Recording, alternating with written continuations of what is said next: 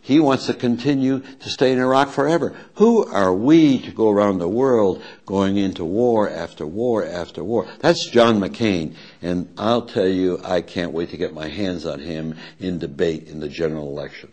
The Democrats were elected overwhelmingly in 2006. They took both houses of Congress to not only to make change, but to hold this administration, which many have called a criminal administration, hold them accountable for all the things that we look at and report every day. Yet again, they have not done so. You're still a Democrat.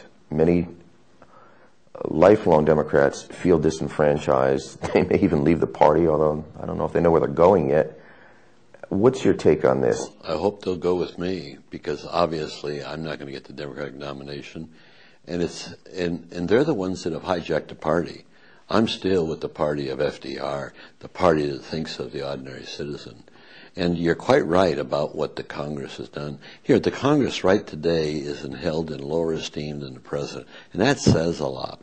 Here, the people are frustrated. They voted the Democrats into power in 2006 thinking they were going to end the war. They haven't ended the war. Thinking they were going to make some fundamental changes in energy and a whole host. They haven't done any of that. And so now we're looking at the election, and Obama's out there making speeches about the changes he's going to bring about. Here, as a Democratic president, what change can he bring about? He's a Democratic senator in the Congress. He's brought no change about. He's on the Education Committee, going on 4 years. Our education system is horrible. Has he advanced any plans, shown any leadership in this area? But he wants to be president. This is what's interesting. Here, just compare it to my background. And I'm the guy that filibustered for 5 months, the end of the draft, stopped the nuclear testing in the North Pacific, capped the amount of nuclear plants that we could build in the United States, turned around at least depending on papers. I did all that within 4 years as a freshman. Compare that to the 4 years of Obama as a senator. And he was 8 years as a state senator in Illinois. Compare my record. Hell, I redid the entire legislature in Alaska when I was speaker. Compare my record of leadership to his record.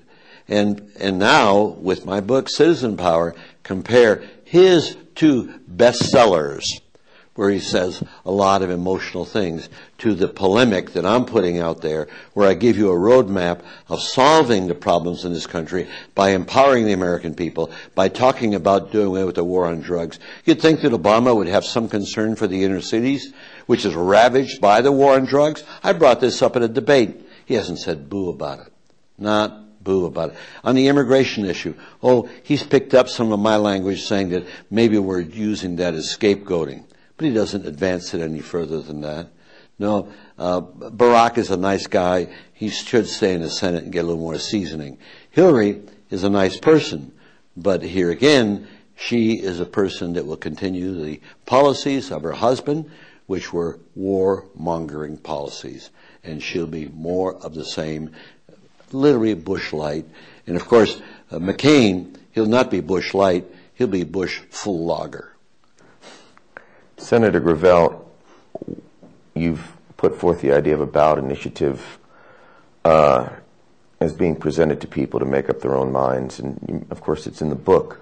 But now in New York we have a ballot initiative coming forward. They're collecting signatures from New York citizens to have a new 9/11 investigation, and you've been asked to be a commissioner if that investigation goes forward. What are your thoughts on that? I have told the leaders of this organization, Les Jamerson, Dr. Pepper, I will be honored to serve on that commission. And I hope the citizens of New York pass this initiative. And I don't know if they'll be able to overcome the powers of the federal government, but I tell you, I become President of the United States. That commission will be created in spades. We'll have a commission that will re-examine not only what happened at 9/11 and post 9/11, but how re-examining all of the intelligence prior to 9/11, why the failure took place.